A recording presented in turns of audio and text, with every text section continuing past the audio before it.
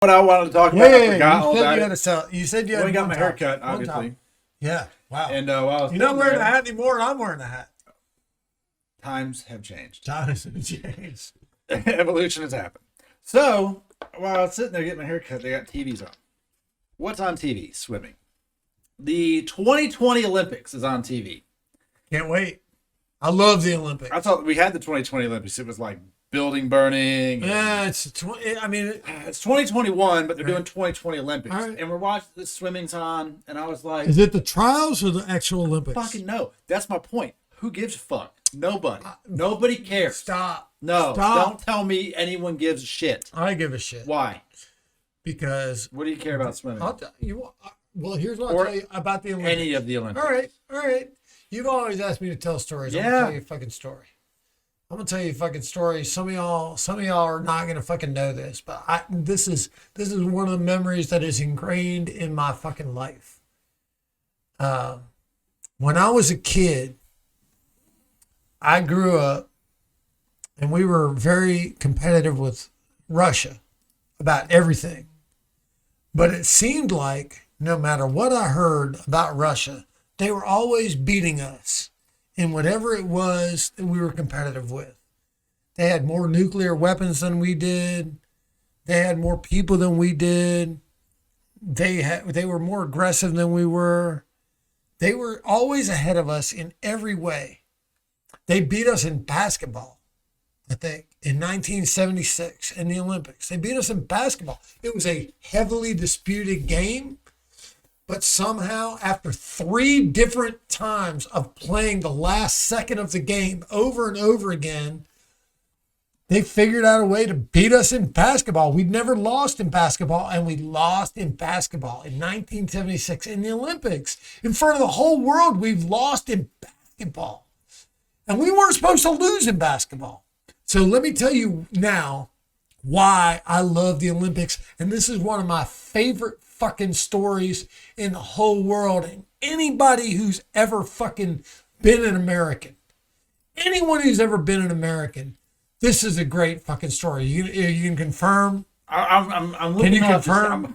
I'm trying to find it here. There's a lot of information on the Wikipedia. I'm trying to see. 76 Olympics. They beat us 76. 50-49 in the gold medal game, and the Americans refused to accept their silver medals from the game. They would not go to the podium. They would not accept their silver medals because they replayed the final second of the game 3 different fucking times until finally the Russians fucking beat us in basketball in 1976. And when they beat us in basketball, everybody was like, fuck, man. Fuck. So anyway, 1980 is rolling around. And these motherfuckers have been pushing us around all over the fucking planet in front of everybody. In every fucking imaginable way. They have been shoving us and pushing us and taunting us in the bulliest fucking way.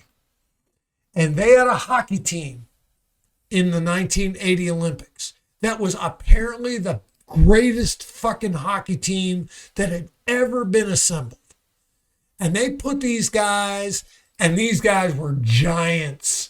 They were fucking huge. And they were not kids. They had been playing hockey for decades. From birth. They came out of the birth canal. They were like, you're a hockey player.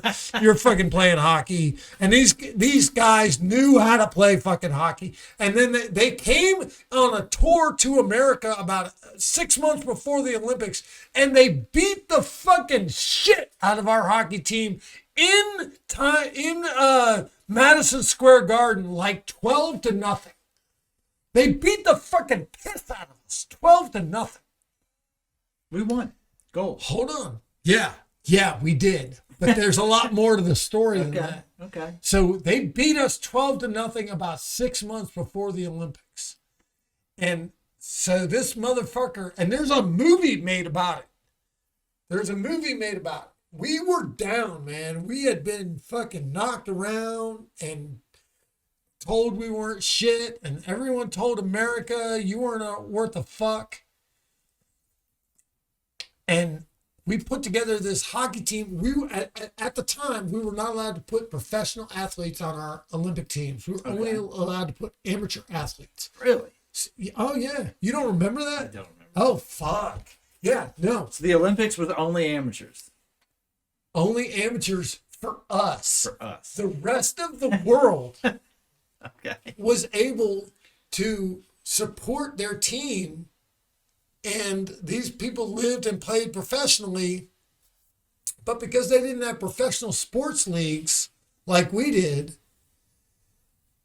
they were the national team. So their national team was like 30 to 35-year-old guys in their peak prime of their life, people playing professional sports who've been playing for decades. We were always sending our best college seniors. Okay.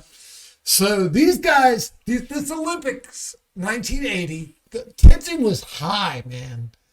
Like, and these guys were expected to trounce everybody. The Russian team was so good. It was billed as the best hockey team that had ever existed. And we were sending over a bunch of 19-year-old fucking kids who we had barely put together. And I don't remember the name of the coach. Look up the name of the coach of the 1980 Olympics, because this guy, against all odds, we were never even in the contention for the medal. Like, Is it about hockey or basketball? hockey. Hockey. That would be, it says Herbert Paul Brooks Jr. Herb Brooks. Okay, there's a movie about it. There is, huh? Kurt Russell starred in the movie as Herb Brooks. So Herb Brooks becomes the coach of this team. It's called the Miracle on Ice. The Miracle on Ice.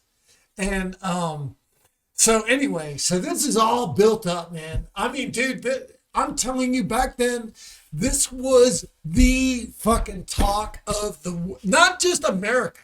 The whole world is watching, because people are wondering who's the real superpower in the world. Is it the Russians, right, who are communist, or is it America, this fledgling country that believes in democracy, that believes in freedom, that allows people to speak their mind, that allows people to, we're like fighting with each other all the time. We're always rioting. There's all this shit going on in America. In Russia, they're obedient as fuck.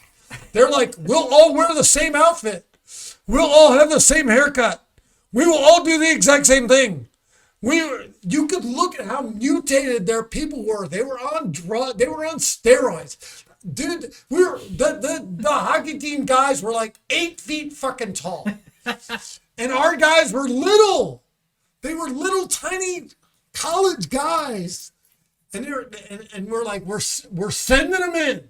And Herb Brooks somehow made this little hockey team fucking believe that they could fucking win, even though they got beat like 12-0 a month before the Olympics. They got beat 12-0 in front of the world. So anyway, so we go over to the Olympics, and we the first game we tied. Everybody's like, wow, we fucking tied. Our hockey team, we don't care about hockey. We don't pay attention to hockey in America.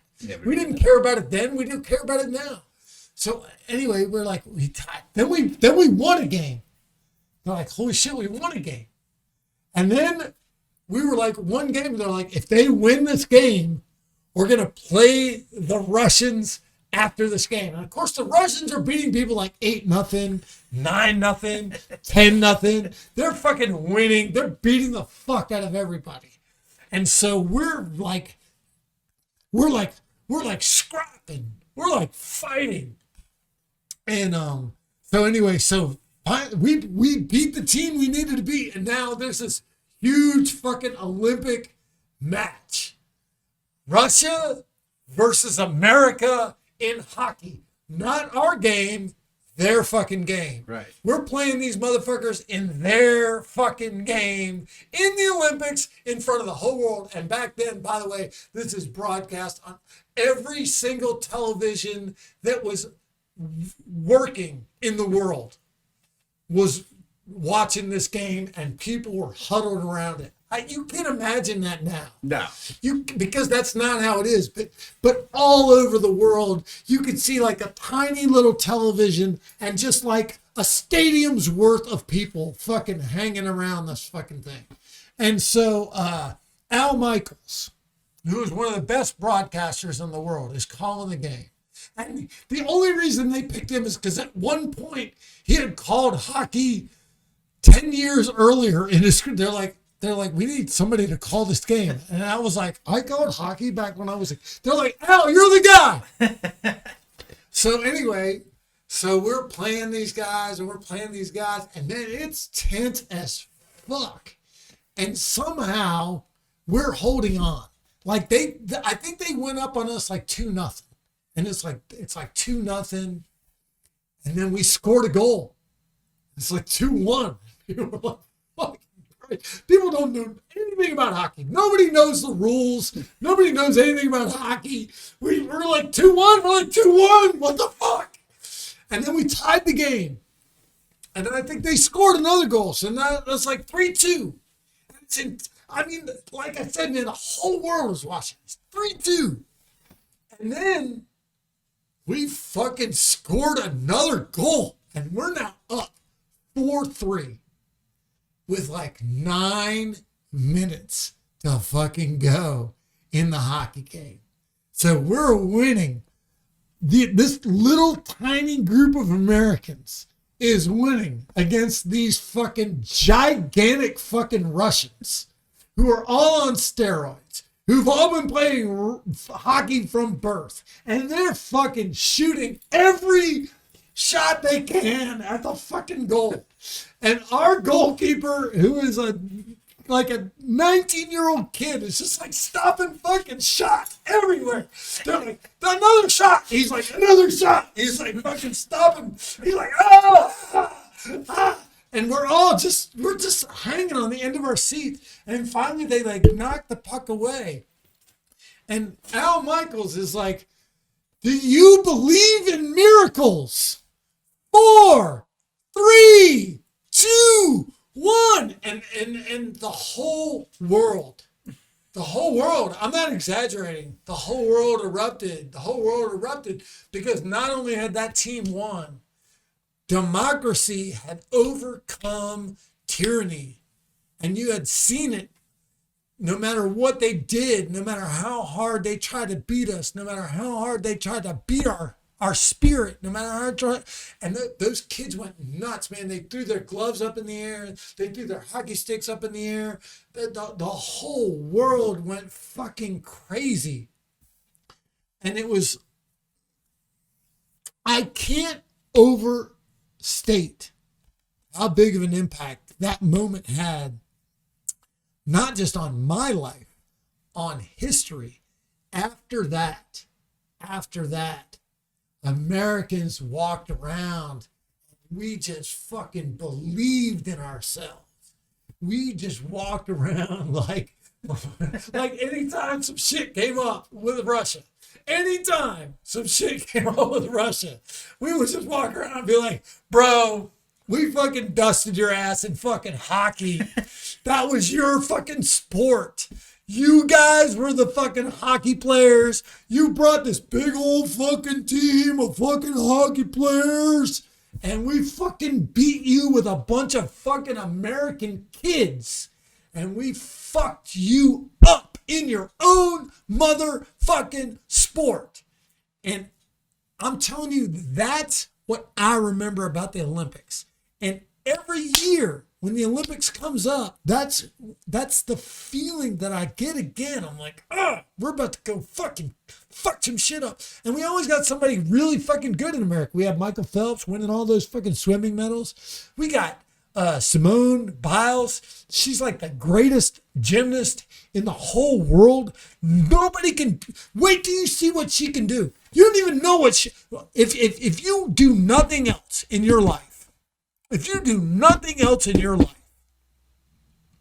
tune in when Simone Biles does her floor routine and her pommel horse. And I promise you, that girl is going to launch herself about 20 fucking feet in the goddamn air and do about 8 fucking flips and spin all over the fucking place. My friend, hold on. Yo. What are you doing? Well, goddamn, I'm doing a podcast right now. Now you're on right now. You gotta get in the car and drive up here. Yeah.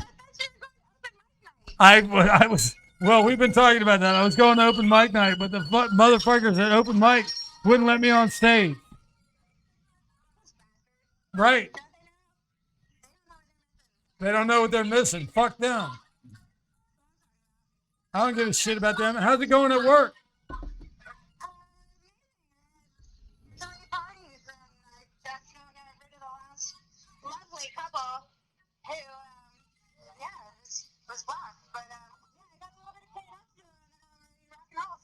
All right, man. Well, I'm gonna be just no. Oh wait, hold on. All right, I'm gonna leave it open. Lorne says he wants you to come over here. So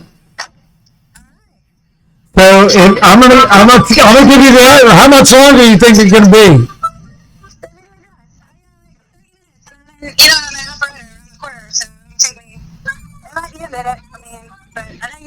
Yeah, you're about an hour away. I'm gonna tell you what I need if you're gonna show up. No, I don't. I'm not gonna have any El Toro left by the time you get here. I'm gonna need. No, they're open till midnight, I think. No, I'm just saying, as you're driving and you drive past the place, grab a bottle of El Toro, at least grab a couple of beers. And show up. All right, well, grab a million beers.